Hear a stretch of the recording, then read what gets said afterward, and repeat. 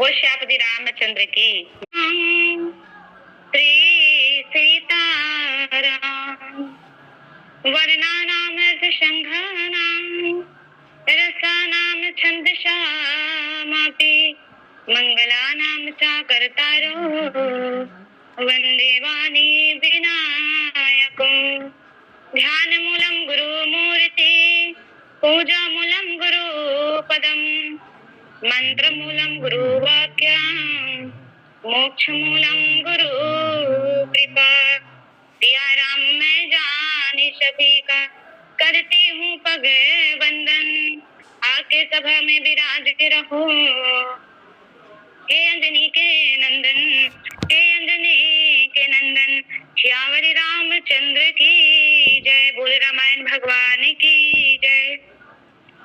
आज बड़े ही सौभाग्य की बात है कि सुंदर श्री राम कथा सत्संग ऑनलाइन राम कथा में आज आप सभी विद्वज्जनों के आशीर्वाद स्वरूप राम कथा कहने का अवसर प्राप्त हुआ है, जिसके लिए मानस पटल में उपस्थित आदरणीय मेरे गुरुजन जिनके श्री चरणों को सादर मेरे द्वारा चरण स्पर्श प्रणाम, विद्वज्जन आदरणीय युवराज भाई संचालक महोदय जी जो विगत कई दिनों से आज राम कथा सत्संग ऑनलाइन का संचालन कर रहे हैं, समस्त धर्म अनुरागी संत समाज के श्री चरणों में मेरा सादर प्रणाम है। स्वीकार करें स्वीकार करें स्वीकार करें। आइए चलते हैं बहुत ही पावन सा कथा प्रसंग। 7 सोपानों की कथा में सप्तम सोपान उत्तरकांड दोहा नंबर 20, जहाँ पर बाबा तुलसीदास जी महाराज बहुत सुंदर भाव से लिखते हैं, वर्णाश्रम निज निज धर्म निरत वेद पथ लोग चलहि सदा पावहि सुख ही नहीं भय शोक न रोग नहीं भय शोक न रोग। कहते हैं सब लोग अपने अपने वर्ण और आश्रम के अनुकूल धर्म में तत्पर हुए सदा वेद मार्ग पर चलते हैं और सुख पाते हैं। उन्हें ना किसी बात का भय है, ना शोक है और ना कोई रोग ही सताता है। ये सुंदर भाव बाबा तुलसीदास जी महाराज दिए हैं। आइए इन्हीं को आधार मान करके आप सबके मुखारबिंद से सुने कथा प्रसंग पर चर्चा करने का प्रयास। बाबा तुलसीदास जी महाराज राम राज्य की कल्पना करते हैं और चूंकि राम राज्य की कल्पना सार्थक सिद्ध भी होती है, क्योंकि उस समय समाज में विकृति के रूप में बुराइयां धर्म पंथ के रूप में छाई हुई थी, जिसको दूर करने के लिए विकृति को दूर करने के लिए समाज से मिटाने के लिए बाबा तुलसीदास जी महाराज समन्वय करते हैं और समन्वय के प्रतिरूप वह जो है राम राज्य की कल्पना करते हैं। राम राज्य क्या है तो उनके लिए कहा गया है कि राम राज्य एक आदर्श राज्य है। पुराणों में महाभारत तथा वाल्मीकि रामायण के इस विषय में पूर्णतः एक मत है कि वास्तव में ये राम राज्य जैसा राज्य इस विश्व में कहीं पर भी इतिहास में नहीं मिला हुआ है ना। तो इसलिए गोस्वामी तुलसीदास जी महाराज जो है राम राज्य की कल्पना करते हैं और ऐसे राम राज्य की कल्पना करते हैं जिसका वह स्वरूप भगवान राम के राज्य अभिषेक के बाद में जो अपनी कल्पना में निहित किए हैं उसको मानस के बीच में सुंदर दोहा के माध्यम से रखने का प्रयास करते हैं। वर्णाश्रम निज निज धर्म निरत वेद पथ लोग और चलहि सदा पावहि सुख नहीं भय शोक ना रोग। कहते हैं कि जब भगवान राम जी का राज्याभिषेक होता है तो वो 3 चीजों को लेकर के चलते हैं। बाबा तुलसीदास जी महाराज जो केंद्र बिंदु बनाते हैं इस वर्णाश्रम के लिए, वो 3 चीजों को लेकर के चलते हैं। सबसे पहली उन्होंने राम राज्य में पहली कल्पना की आदर्श राजा का, वो है पहली कल्पना करते हैं आदर्श राजा का, दूसरी कल्पना वो करते हैं आदर्श प्रजा का, तीसरी कल्पना वो करते हैं आदर्श राज्य का। तो इस प्रकार से 3 बिंदुओं को लेकर के चलते हैं, जिसके माध्यम से बताना चाहते हैं कि वर्णाश्रम निज निज धर्म निरत वेद पथ लोग। तो सबसे पहले चर्चा करें कि ये राम राज्य में राम राज्य जो है आदर्श राज्य कैसे बना, उसके लिए 3 बिंदुओं पर चर्चा करें। तो सबसे पहली चर्चा है जिनके लिए बाबा तुलसीदास जी महाराज कहते हैं कि आदर्श राजा। बात वहां से शुरू होती है जब भगवान राम को वनवास हो जाता है और जब भगवान राम वनवास चले जाते हैं तब सुमंत जी महाराज को वापस अयोध्या भेजते हैं। और वहां पर दूसरा जो वरदान है जो माता कैकेयी मांगती है कि भरत ही टीका, भरत जी महाराज को क्या बनाना है, राजा बनाना है। तो सुमन जी महाराज के माध्यम से वह संदेशा भिजवाते हैं कि सुमन तुम भरत कहाँ है, भरत ननिहाल में है, तो तुम उसको कहना जब वो आए और अयोध्या का राजपाट संभाले तो वो बड़े ही नीतिपूर्ण तरीके से अयोध्या का राजपाट संभाले, नीति पूर्वक, किसी भी प्रकार का एक लेश मात्र भी प्रजा के प्रति क्या नहीं होना चाहिए, उनके मन में किसी भी प्रकार का भेदभाव की वृत्ति नहीं होनी चाहिए। और ऐसे संभाले कि वो जो है नीति पूर्वक, अर्थात ऐसा नहीं कि भाई जो है वन चले गए तो अपना सारे नीति धर्म को वो त्याग दे, ऐसा भी नहीं, बल्कि नीति पूर्वक वह राज्य का क्या करे, राजपाट संभाले और अपने प्रजा को देखे। क्योंकि आदर्श राजा का कर्तव्य ही है, सुमन जी महाराज को कहते हैं कि भरत से कहना कि आदर्श राजा का कर्तव्य यही है कि वह जो है अपने प्रजा की सही तरीके से क्या करे, देखभाल करे। आज सुमन जी महाराज जो संदेशा लेकर के आते हैं उसी को आज बाबा तुलसीदास जी महाराज किसको सुनाते हैं, तो भरत जी महाराज को सुनाते हैं। कहते हैं सुमन जी महाराज कहना राजधर्म के संदेशा को भरत के लिए कहते हैं, कह संदेश भरत के आए, नीति न तजहि राज पद पाए, और पाले प्रजहि काम मन बानी, कर्म मन बानी, और ऐसे हुमात सकल क्षम जानी। कहते हैं कि नीति पूर्वक अपने धर्म का पालन करे और सभी माताओं को समान मान करके वो उनकी सेवा करे। क्यों? क्योंकि तब जा करके कोई एक जो है आदर्श राजा बनता है। तो सबसे पहले उन्होंने परिकल्पना की है आदर्श राजा की। और सुमन जी महाराज से कहते हैं कि आदर्श राजा वही होता है जो अपने प्रजा में किसी भी प्रकार का भेदभाव नहीं करता, समदर्शी होता है, अर्थात मुख या मुख तो चाहिए, खान पान कहो एक, और पाले पोसे सकल अंग तुलसी सहित विवेक। तो इस प्रकार से एक आदर्श राजा सबसे पहले आवश्यकता है रामराज की परिकल्पना में, और इस प्रकार से आज सबसे पहली परिकल्पना उनकी पूरी होती है। दूसरे नंबर में वो जो भाव देते हैं वह है आदर्श प्रजा का। आदर्श प्रजा, जहाँ पर जिस दोहे में मुझे चर्चा करनी है, आदर्श प्रजा का जो प्रसंग मुझे मिला हुआ है कि वर्णा सत्य निज धर्म। तो बाबा तुलसीदास जी महाराज राम राज्य की जब परिकल्पना करते हैं तो जब एक राम राज्य में राजा को आदर्श होना है तो उनके साथ साथ समन्वय होना चाहिए, तो प्रजा को भी आदर्श होना है। जब एक राजा अपना धर्म का प्रतिपालन नीति पूर्वक कर सकता है तो उसी प्रकार से प्रजा को भी अपने धर्म और नीति का परिपालन करना होगा, तब जाके आदर्श राम राज्य की स्थापना होगी, आदर्श शासन व्यवस्था चलेगा। तो उसके लिए उन्होंने आदर्श प्रजा दूसरा केंद्र में रखा। उन्होंने कहा कि अगर प्रजा भी अपने राजा के अनुकूल चलने लगे, अपने राजा के बातों को मान करके उनके आदर्शों का परिपालन करते हुए समन्वय को लेकर के चले, तब जाके एक आदर्श राम राज्य की स्थापना हो सकती है। और तब बाबा तुलसीदास जी महाराज अपनी परिकल्पना में लिखते हैं राम राज्य की कल्पना करते हुए कि वर्णाश्रम निज निज धर्म निरत वेद पथ लोग, और चल ही सदा पावहि सुख ही नहीं भय सो करना। तब कहते हैं कि प्रजा को जब वह जो है वर्णाश्रम की जो व्यवस्था बनाई गई है उस समय, क्योंकि समाज में समाज के विकास के लिए परिवार में या फिर किसी राज्य में जब तक के वर्णाश्रम की व्यवस्था नहीं होगी, जब तक नीति और धर्म का परिपालन नहीं होगा, तब तक की वो समाज, वो देश या फिर वो राज्य का विकास नहीं हो सकता।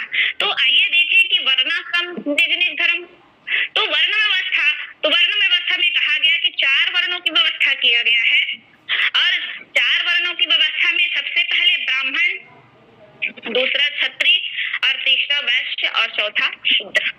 ब्राह्मण को क्या कहा गया है? धर्म का प्रचारक, धर्म का उपदेशक, धर्म का परिपालन करने वाला, धर्म का पथ प्रदर्शक कहा गया है। जो सबसे पहले शीर्ष स्थान में रखा गया वो कौन है? तो कहे वो ब्राह्मण। दूसरे स्थान में कहा गया क्षत्रिय, जो कर्म प्रधान होते हैं, जो अपनी भुजाओं से रक्षा करने का काम करते हैं, जिसमें राजा को रखा गया है, अपने प्रजा को जब रक्षा करते हैं वो है कौन? क्षत्रिय। तीसरे नंबर में वैश्य, जो व्यापारी का काम करते हैं, दान देने का काम करते हैं, प्रजा का दान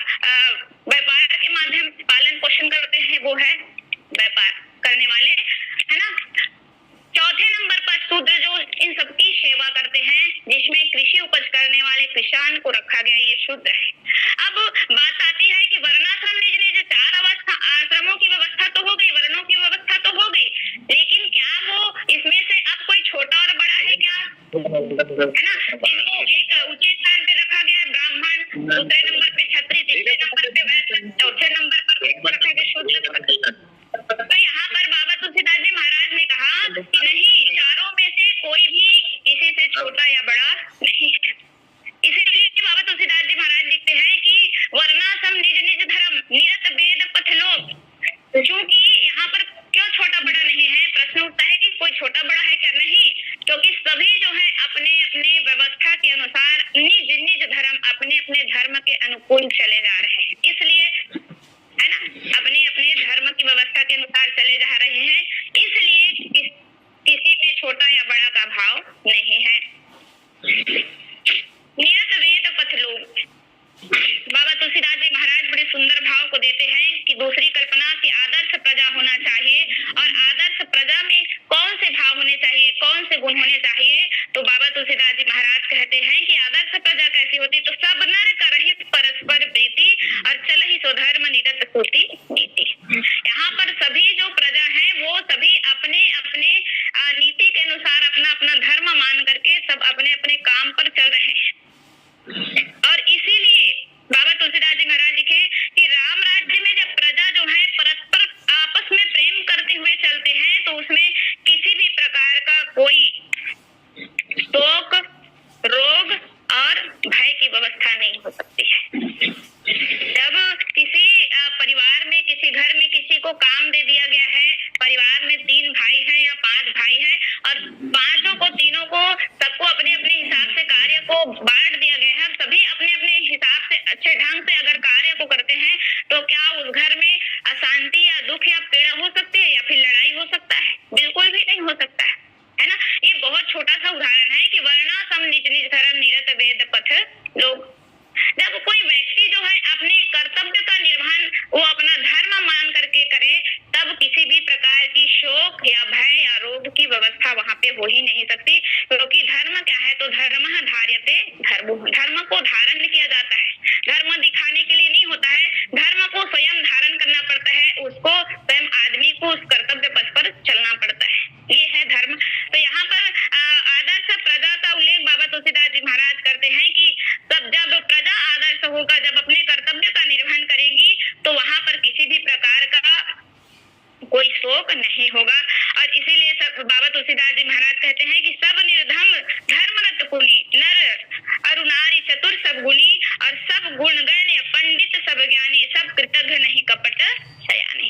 इसीलिए किसी भी प्रकार का यहाँ पे छोटा या बड़ा का गुण नहीं बताया गया है, क्योंकि सब के सब चारित्रिक दृढ़ता को लिए हुए हैं और सब जो है उदार हैं और सब पर उपकारी हैं।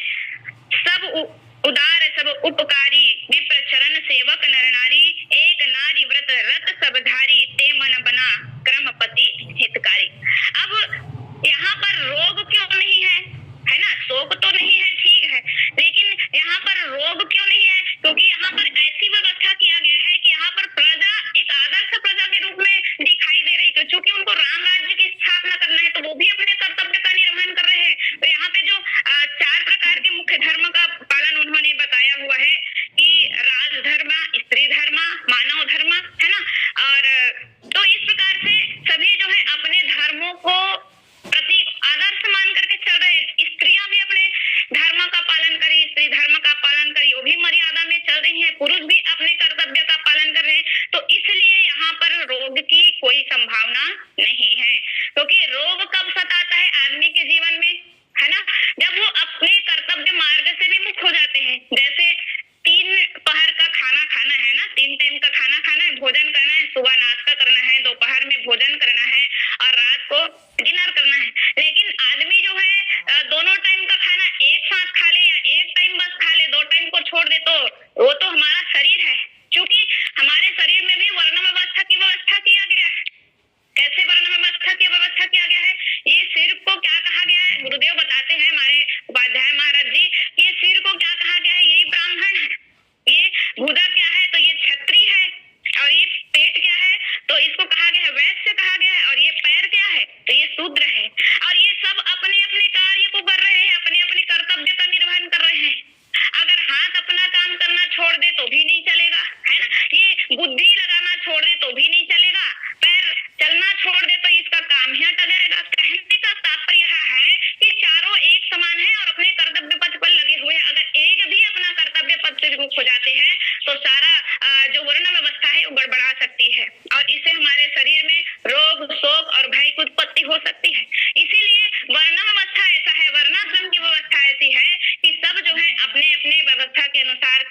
को कर रहे हैं, निर्वहन कर रहे हैं, इसलिए ना तो वहां पे रोग है, ना तो वहां पे शोक है, और ना तो वहां पे भय। बाबा तुलसीदास जी महाराज बड़े सुंदर भाव से दूसरे बिंदु आदर्श प्रजा, जहाँ पर वर्णाश्रम की व्यवस्था कही गई है, अगर परस्पर प्रीति करते हैं लोग, सब नर करहि परस्पर प्रीति, चलहि स्वधर्म यत श्रुति नीति, तब वहां पे किसी भी प्रकार का शोक नहीं हो सकता। राम राज में किसी को किसी प्रकार का शोक नहीं, किसी को किसी प्रकार का भय नहीं, और किसी को किसी प्रकार का रोग भी नहीं हुआ है। आगे बाबा तुलसीदास जी महाराज तीसरी परिकल्पना करते हैं और कहते हैं कि आदर्श राज्य है ना।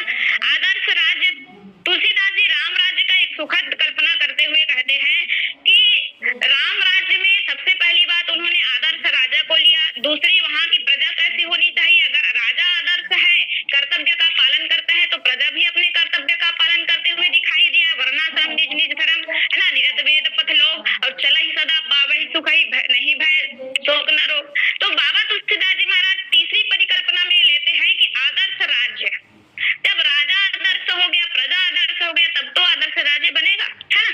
तो कहते हैं कि जब राम जी का राज्याभिषेक होते हैं तो न सिर्फ अयोध्या में बल्कि तीनों लोक में शोक नष्ट हो जाते हैं। देखिए शोक कैसे नष्ट होता है ना।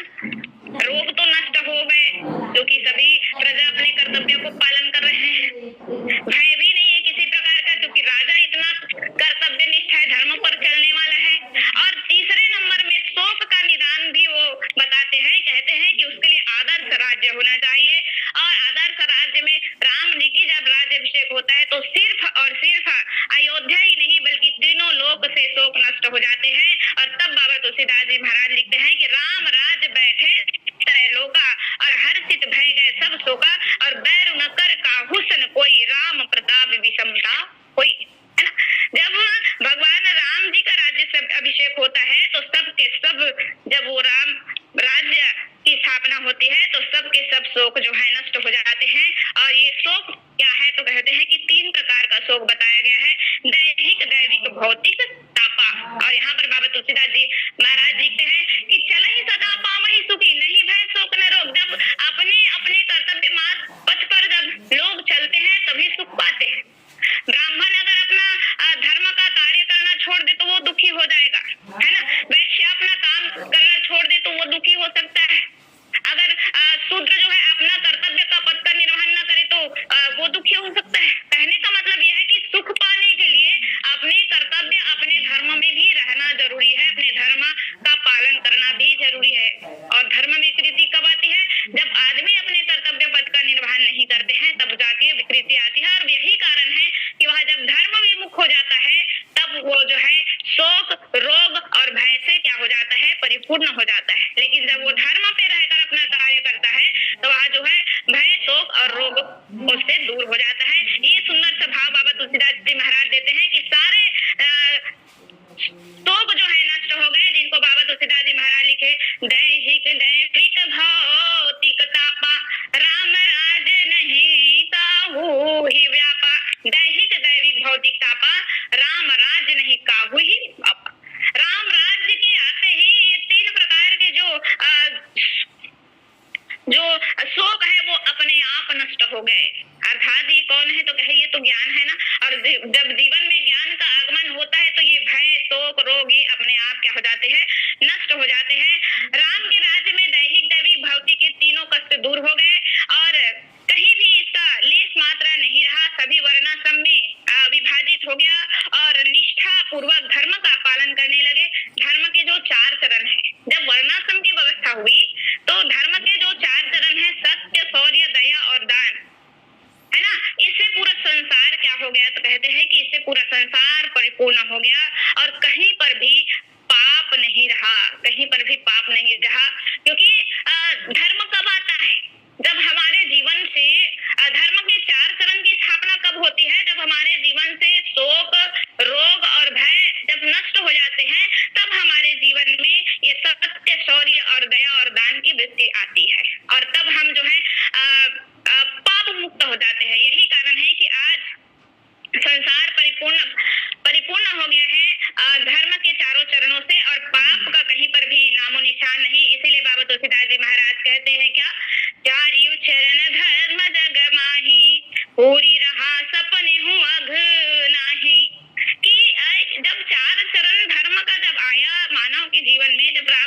स्थापना हुई तब सपने में भी किसी के प्रति, है ना, आदमी तो कहते हैं कि ऐसी सोच लेते हैं, लेकिन राम राज्य के आते ही, राम जी के राजा बनते ही उनके प्रताप से सिर्फ ना सामाजिक विषमता दूर हुई, वरन सारे दुखों का भी नाश हो गया।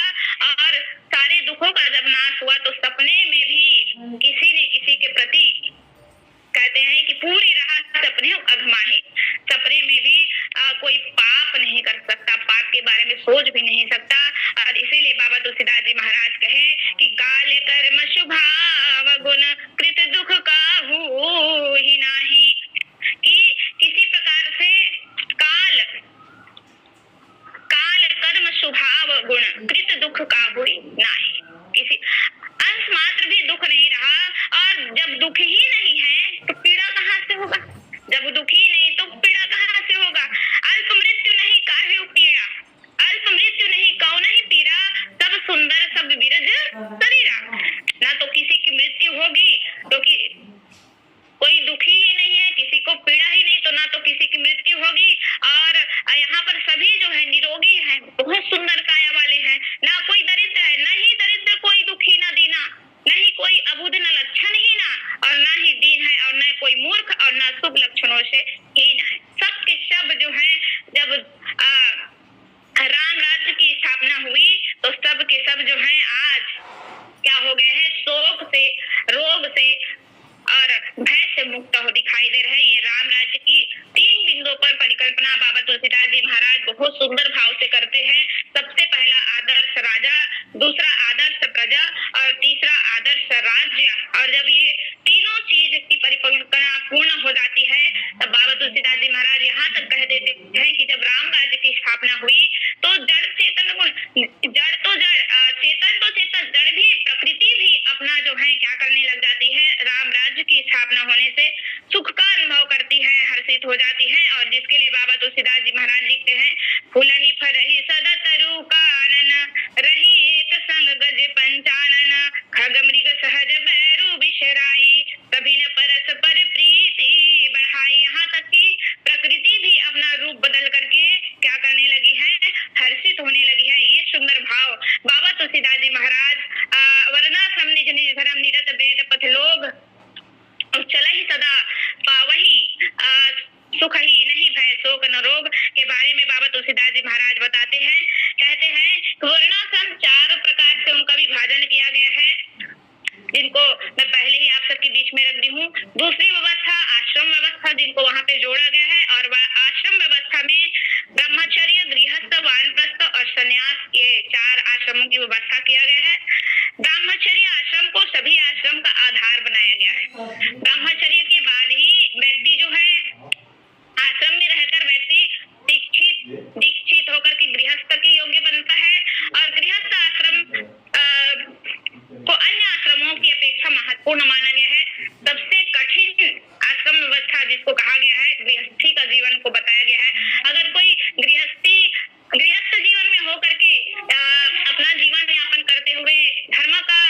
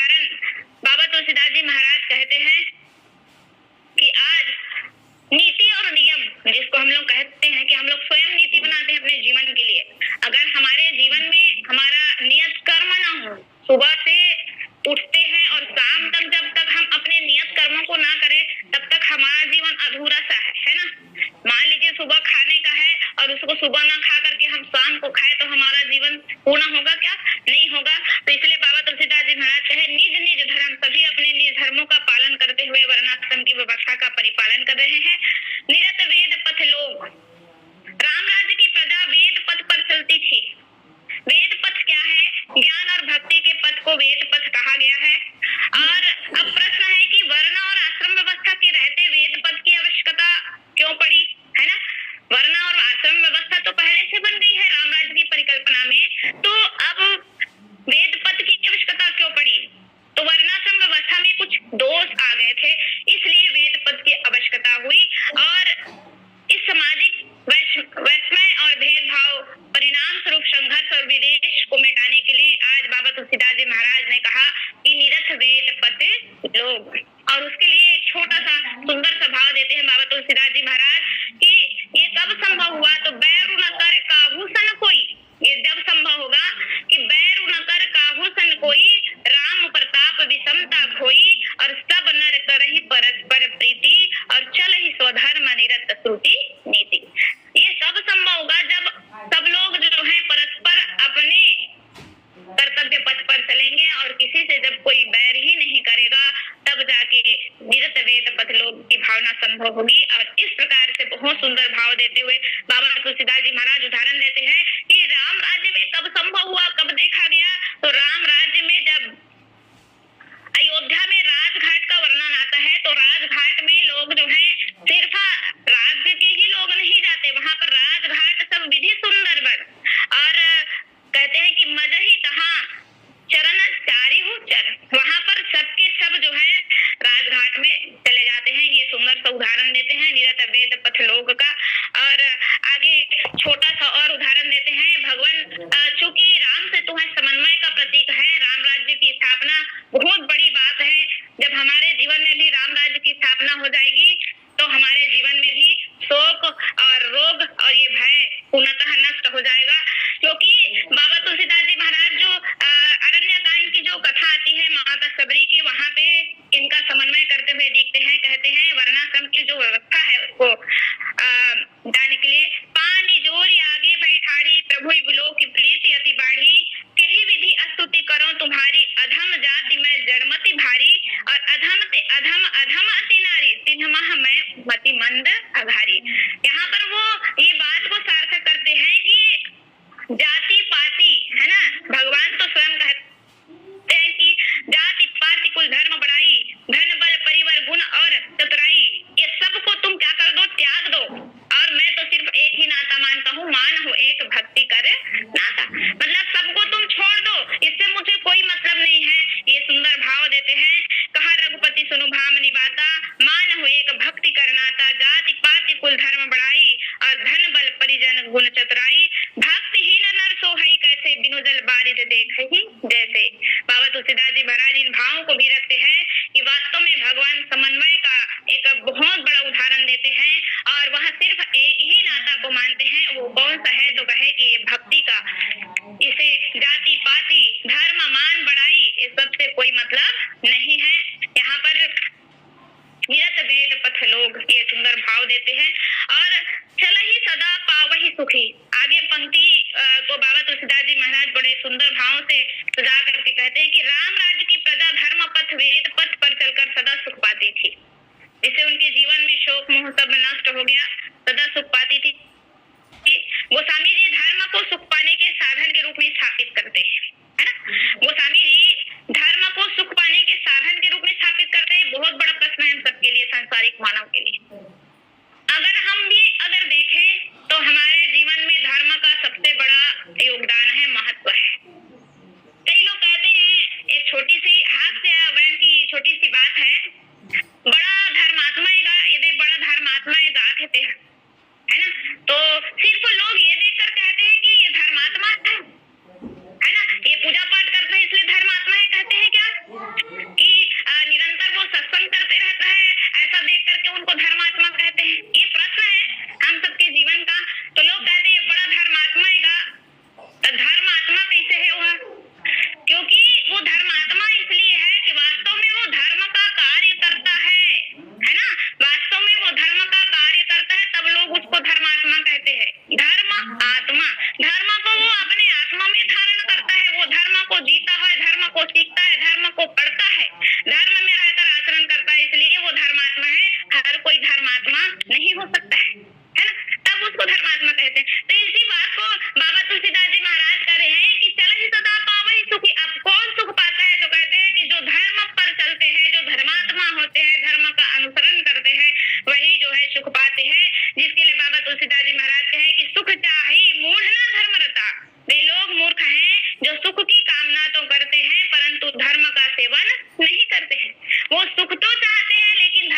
रहना नहीं चाहते हैं। अब बताइए, धर्म पर जो नहीं रहेगा उसको क्या सुख मिलेगा? मिलेगा क्या? नहीं मिलेगा, है ना। गोस्वामी जी की मान्यता है कि धर्मशील के जीवन में सुख और संपत्तियां बिना बुलाए चली आती है। ये बहुत सुंदर सा भाव देते हैं, जो धर्म के अनुकूल आचरण करते हैं। बाबा तुलसीदास जी महाराज कह रहे हैं कि जो धर्म के अनुकूल आचरण करते हैं, अर्थात निरंतर अपने कर्म क्षेत्र में कर्तव्य का पालन करते हुए चलते हैं, उसके पास संपत्तियां और सुख अपने आप चली आती है। ये भगवत कृपा है। जो धर्म का पालन करते हैं उनके लिए कहा गया है। अब हम लोग तो ऐसे हैं कि दिखाते हैं कि हम धर्म का पालन कर रहे हैं। अभी बताइए ना, धर्मात्मा कौन है? तो जो धर्म को जीता है, धर्म का अनुसरण करता है, वो धर्मात्मा है। और हम लोग सिर्फ आत्मा है, धर्म को छोड़ देते हैं। हम लोग धर्मात्मा कब बनेंगे? हमारे जीवन में सुख और धर्म कब आएगा? जब हम भी राम राज्य की परिकल्पना में एक छोटी सी भूमिका निभाएंगे। यहाँ तो हमन भले रामायण पढ़ते, लेकिन एकाध कहीं ऐसी चीज होते रहते कर विरोध भी नहीं कर सकता। हुवन दिन का हमन ला का करना है, ऐसे करके वहां से वो निकल जाता है। यहू का काम पे है ना। तो बाबा तुलसीदास जी महाराज बड़े सुंदर भाव कहते हैं कि जो धर्मशील होते हैं उनके जीवन में सुख और संपत्तियां बिना बुलाए चली आती है। जिमी सरिता सागर महु जाहि, यद्यपि ताहि कामना नाही, और तिमी सुख संपत्ति बिना ही बुलाए, धर्मशील पहि जाए शुभाए। यहाँ पर बाबा तुलसीदास जी महाराज बहुत सुंदर भाव को देते हैं। और राम राज्य में दुख के चारों मार्ग अवरुद्ध थे, इसलिए सभी सुखी थे, है ना। जो राम राज्य है वहां पर दुख के चार मार्ग जो बताए हैं वो पूरी तरह से अवरुद्ध हो गए थे, इसलिए सबके सब सुखी है। तो इसके लिए कहते हैं कि राम राज नभ गीत सुनु, सचराचर जग माही, और काल कर्म स्वभाव गुण कृत दुख काहू नाही। काल कर्म स्वभाव गुण, काल समय कर्म और स्वभाव और गुण, ये चारों के चारों सब अपने कर्तव्य में लगे हुए हैं, अपने धर्म के कार्य में लगे हुए हैं। तो किसी भी प्रकार का कहीं से शोक, रोग या पीड़ा सताने का कोई मार्ग ही नहीं है। इसलिए राम राज्य में धर्म के चारों चरण सत्य, तप, दया और दान विद्यमान थे। चार ही चरण धर्म जग माही, पूरी रहा सपने हो अघ नाही, और परिणाम स्वरूप सभी पूर्वासी सुख और संपत्तियों से परिपूर्ण थे, जिनका वर्णन हजारों मुख वाले शेष करने में असमर्थ है। ये सुंदर भाव, राम राज कर सुख संपदा, बरनी न सकई फनीश शारदा, अवधपुरी बासन कर बासिन कर सुख संपदा, समाज सहस शेष नहीं, कही सकही जहाँ निपराज विराज। और आगे की पंक्ति में कहते हैं कि नहीं भय शोक न रोग, राम राज में किसी बात का भय, शोक और रोग नहीं था, क्योंकि सब लोग आपस में प्रेम करते थे, कोई बैरी नहीं था, अतः भय नहीं था। सब नर करही परस्पर प्रीति, चलहि स्वधर्म निरत श्रुति नीति, बैरु न कर काहू सन कोई, राम प्रताप विषमता कोई। और इस प्रकार से जिनके जीवन में इस प्रकार की भावना है, और जिनके राज्य में ऐसे सुंदर राजा हैं जो अपने कर्तव्य पथ पर चलते हैं, जिसके घर में ऐसा मुखिया हो जो अपने कर्तव्य और धर्म पथ पर चलते हैं, जिनकी प्रजा ऐसी है, जिनके परिवार ऐसा है, वहां पर राम राज्य की स्थापना हो सकती है। ये सुंदर भाव बाबा तुलसीदास जी महाराज का। आइए मेरे गुरुजनों के आशीर्वाद से आज बिना तैयारी के ही आप सबके बीच में जो कुछ भी मुझसे बन पड़ा है वो मैंने कहा। और मेरे पास में मानस मंजरी है, मेरे गुरुदेव का दिया हुआ आशीर्वाद स्वरूप आदरणीय हमारे गुरुजन का आशीर्वाद जो मुझे प्राप्त होता है, उन सबको मिला करके आप सबके बीच में भाव पुष्प परोसने का एक छोटा सा प्रयास, एक छोटी सी कविता है राम राज्य के उसके लिए। तो आइए समय अवधि को पूर्ण करते हुए छोटी सी बात को रखूं आप सबके बीच में। भजन है जिसको बाबा तुलसीदास जी महाराज के इन भावों को प्रेरते हुए रखूं। वरना सम निज निज धर्म निरत वेद पथ लोग, चलहि सदा पावहि सुखी नहीं भय शोक न रोग। ये रामायण हमें क्या सिखाती है? तो आइए, हमें निज धर्म पर चलना सिखाती रोज रामायण, करे क्या